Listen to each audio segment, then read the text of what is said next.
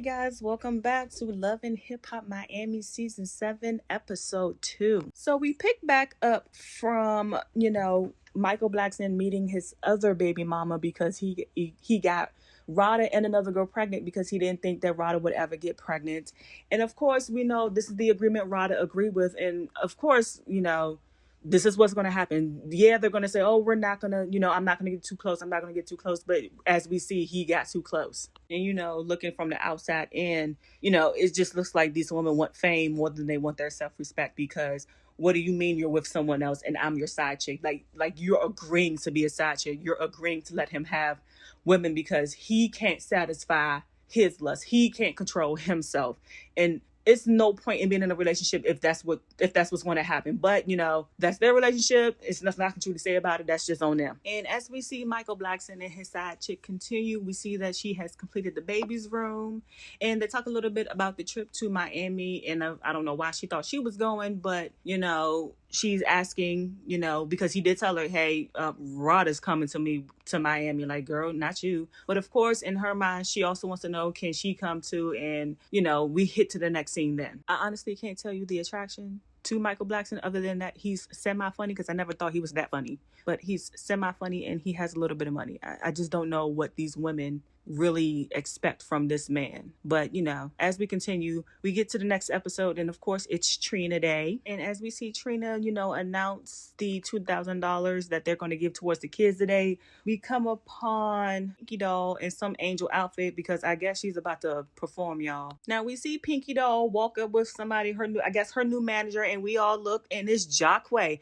Now, in order for me to remember Jacquay, we had to, they had to do the flashbacks, and that's when I remember Jacquay. And even with the flashbacks, I mean, he ain't really do too much. I still can't remember him, but we're going to see how this goes with Pinky Doll and him. Now, we also get to see Trina and her husband, and then we also get to see Joy. And as they all come together, we see Joy sit down and tell them about the situation that she is now in, that she had to move back with Trick because her last house fell through, and she is staying with him until she gets a new home. Now, of course, this shocks Trina because, like she said, Trick remodeled his home and got all the old stuff out, and you know what? The old done moved right back in, and it's not gonna work out because we all see Joy, we all see Trick, and it's not gonna move out. They're gonna clash, and we already know this. But we segue back, and we get to see Pinky Doll get a little bit ready before her performance. Now, after watching all those performances from the local rappers and the local talent, Pinky Doll gets up there, and of course she's gonna stick out like a sore thumb. She's not from here, she has the accent, and she doesn't know the vibe of the crowd. So to get out there and perform and do that kind of performance, I mean, yeah, it's good to get your toes wet, but at the same time, it's not doing so well. I think Pinky Doll should have rehearsed just a little bit more before going out live. But the performance was not it, and I don't think she caught on. When your crowd is not feeling you, it's time to switch up. However, we segue over to another part of this scene where we get to see Shay pull up to her mama house. So as we get to see Shay and her mama again, they discuss Shia, and of course Shay discusses not being with Fable. I mean, we've been telling you to leave Fable alone. Other people were, and you just didn't want to listen in that moment. And of course your relationship is better because you're now, you're in a better light other than being around these questionable men and your parents not agreeing with you. Then Shay starts to discuss what happened at the club with her mom, which did not go good because we didn't get to see a few flashbacks because it was about Eliza and how they both do not get along, and how, these ladies have had bad confrontations. We've seen Shay throw a flower pot at her head. And of course her mom kind of gets in on her, as she should, because you're a grown woman with a child acting like a child. And had it actually connected to Eliza, you could have went to jail, and then what? Like, Shay, it's time to grow up. I know it's been 20 years. You've been on the scene. You've been on TV, and just it's time to grow out of the phase of always attacking and fighting everybody. And in that moment, her mom did discuss with her meeting with a counselor to get better at solving her problems with other people, because how Shay goes about it is wrong. And sometimes I be on Shay's side, sometimes I'm not. But as we get older, physically fighting it's going to have to stop. but her mom does suggest that she goes to a counselor at a church, and we'll all see who that is because I already have in mind who that person is. But child, anyway, so in the next scene, we see Michael Blackson. He's just arrived to Miami, and he's heading over to Trick's cooking show. So as Michael Blackson comes into the cooking show, we see them connect. We see them talk about different cultures and different foods that we have. We also get to see them discuss, married life, being in relationships, and traveling back and forth to Africa. Now, as the show ends, we see Trick and Michael talk more about heading to Africa, and we see them talk about, Michael Blackson having different, side chicks and things of whatever. And of course, Trick is excited about that because, that's the life he wants. And that's when we see, they exchange daps. And of course, he's going to get Michael Blackson's number because he wants him over to his house one day. Now, in this next scene, we arrive at a church and we see Shay in the church praying. And Shay explains that she's trying to handle the situation between her, Amada, and Eliza, and how she wants to be better moving forward. So we then see Amada pull up, and I'm guessing she just wants Amada to be a part of the conversation or a part of the mediation that her and Eliza are going to have with this church person. Now, as Amada and Shay sit down, Amada also discusses how she got into the confrontation with Tip at the bar. And even though I don't agree with what Amada is doing with Alan, I do agree that Tip just needs to mind her business. Tip, what are you doing besides being a production person or producer and producing your own movies? Why are you all up in Amada's business? If Amada wants to be the side chick to that man, then let her be the side chick. That's what she wants. So then as we see them two kind of having a good little key, we see Eliza then walk up. And as Shay begins to discuss why all the ladies are there for that type of counseling or mediation, in walks in the life coach, which happens to be Joy's sister, Samantha. So after the introductions and the pleasantries, Samantha leads the ladies to a back room to have that discussion or mediation, whatever you want to call it, so that the ladies can get along better. So as the mediation begins, she gives them some exercises to look in the mirror, reflect on some childhood trauma, so they can figure out where most of this animosity, this anger, and all of this, the trauma comes from that makes them react in such a very negative way. Now we see Eliza didn't really want to participate in the exercise, and then the issue comes about because Eliza feels a way that her old issues and her old past got thrown up in her face, and that's exactly how Shay feels as well. Now as the conversation goes on, I do agree with Eliza a little bit. Did she talk about your issues, Shay? Yes. Did she apologize for it? Yes. So Shay, why can't you just apologize for what you said about her daughter? Now, of course, Shay, because Eliza cursed, of course, Shay's like, hey, respect the house of the Lord.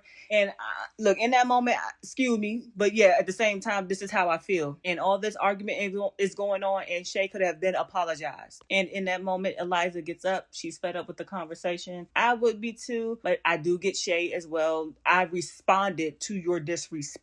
Now, as Eliza is getting up, the ladies still want her to sit down, and I just feel like in that moment, she's not going to keep getting yelled at by Shay and then still told to be respectful. Like, no. But I'm going to need Samantha to get a hold of this conversation. It shouldn't have gotten that loud. It shouldn't have gotten that off the wall. We can discuss what's going on. We can discuss the issues, but calm down your tones. Shay sitting up here rebuking folk in the name of Jesus. Shay, all the sinning you done did last year, girl, Jesus side-eyeing you too. So as Shay calms down, we then see Amada get up and go try to get Eliza back in to finish the mediation. And finally, the mediator gets control of the situation. And as the mediation continues, she then talks to the young ladies, talks to the women, woman to woman, and then shares her story about her and Joy and Trick and how that messy situation and how she wants to get better back with her sister because that was her father's last wish.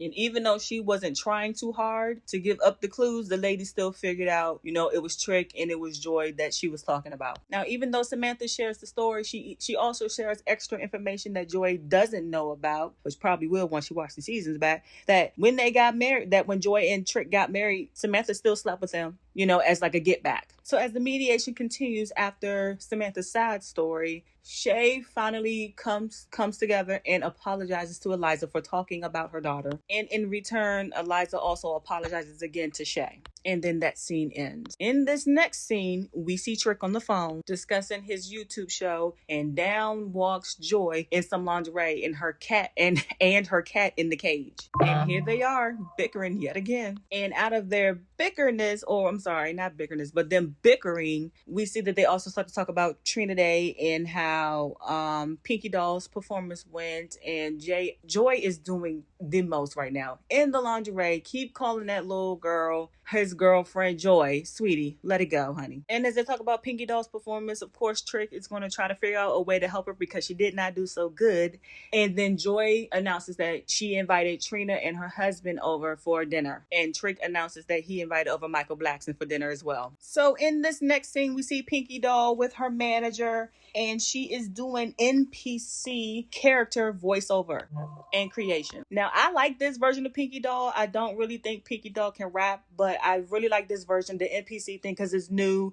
It's something that I think she can really excel at other than rapping. Now, as the shoot goes on, we see Pinky Doll just get a little bit uncomfortable because she's feeling the kind of way about her music career, and she really doesn't want to do the NPC thing. So understandably, her manager, he gets a little upset because, yeah, that's a lot of money to do NPC, your 3D character, put you in video games. That's a lot of money, and that's a lot of money you could waste if you're not doing it properly. Pinky Doll then gets upset because she wants to rap, she wants to continue music.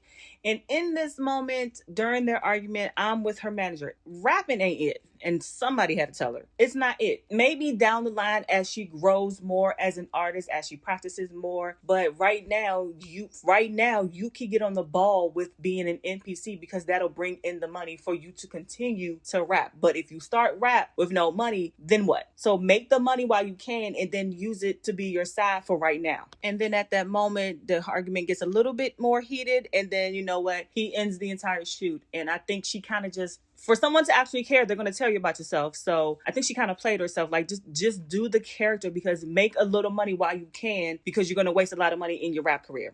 So in this next scene, we see Trina and her husband pull up to Trick's house for dinner with Joy. And of course, Trina cannot believe that Joy moved back in the house. And I hope it's only temporary, because them two, they're going to bicker for the rest of their lives. We see them have a nice, and the dinner look good, a nice dinner. We see them come together. They catch up. And then of course, during the dinner, we see Michael Blackson arrives and joins dinner with them. And then they all sit to discuss Joy's issue and how she pulled up to the house, how she came back to the house, how they've been separated. And they also discuss the living arrangement that they have, how Joy has to keep her cat in the cage, and how Joy has to also stay in the bedroom because Joy likes to come out half naked whenever she hears Trick on the phone with another woman. Now, as the conversation keeps going on, the discussion of women available in Miami, and they all discuss Gael and how Gael has been, and they couldn't explain it even better because that's exactly who Gael is. Gael is the perfect side chick for Michael Blackson. Now, as the conversation goes on, Michael Blackson asks the question, how long y'all been separated? Trick is like, look, let me count on the fingers what all the craziness we done been through and how long we've been separated. And Joy, throws the dig. Well, you know what? At least I haven't messed with your friends or any of your homeboys. And of course, we know Trick has that puzzled look. And, people who didn't know about Joy and Trick's story, like Trina's husband's like, oh, really? That's you really did some stuff like that, Trick? So you can see the conversation does get a little tense, especially with Joy. She still feels a kind of way, but Michael Jackson kind of cuts the tension and comes out with a joke, which he actually is good at. As we see the dinner go on and the tension has lightened up, we now see a Camry pull up, and of course it's Samantha. Now both Trick and Joy stated, we don't have nobody else come to the house. Who the hell else is coming to this house? And of course we probably know that production probably put Samantha up to it. So as Samantha walks in, she discusses that she just wants to clear the air and get back with her sister. And of course Trick is upset because not only does he have Joy, who he doesn't want back in his home, you're now in it, and now you guys are gonna say that you want to try to have this conversation. Okay, fine, you can have it, but not in my house. I agree with Trick on that.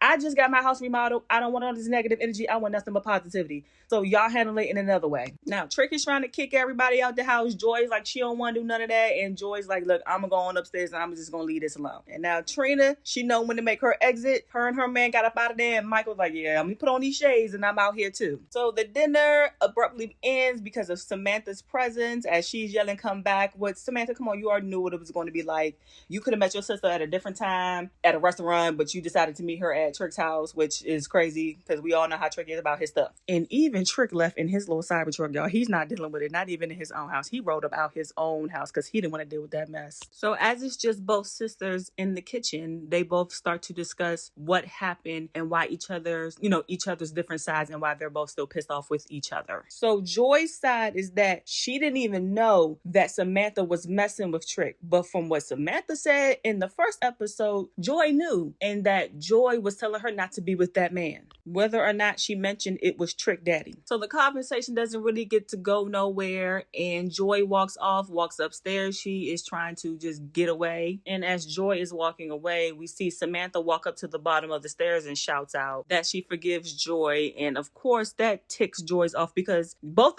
stories are vague. Both stories are kind of blurry. But at the same time, on Joy's side from her story, forgive me for what? I didn't do anything. You were messing around with this man while I was messing around with this man, and I didn't know. So they both argue about who was wrong and who didn't know what. And it seems like Joy, just from Joy's perspective, she didn't have any clue that they were messing with each other. And Samantha's like, okay, well, whose fault is that? Well, Samantha, if you messing with somebody and everybody knew about it, how come Joy didn't know? If like what story it really is? I'm confused. I want to know what the real story is, because then Joy says, oh, you two were in cahoots and you fell for the okie doke. And Samantha was right on this part. Both of y'all fell for the okie doke. And Joy, you still married him. Like, you shouldn't have married him, but you did. And it may have been a good marriage for a while, but we see how it ended. It wasn't good. So during that argument, the episode ends. And you know what? It looks like it's going to get sticky. Love and Hip Hop Miami is actually kind of popping a little bit more with this being their last season. So like, comment, share, subscribe. Bye.